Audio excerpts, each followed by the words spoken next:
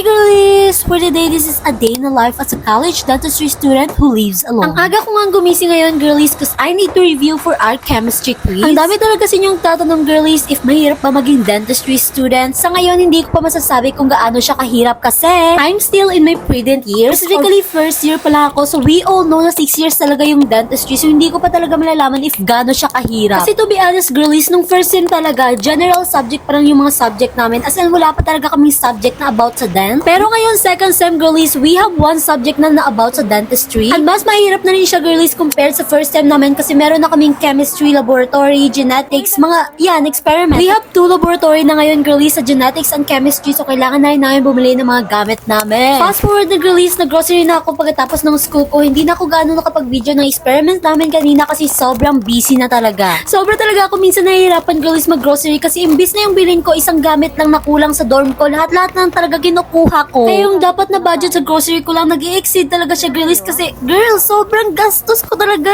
Girlies, I swear, sobrang dami pa talagang grocery dyan sa dorm ko pero girl, ano yung pinambibili ko?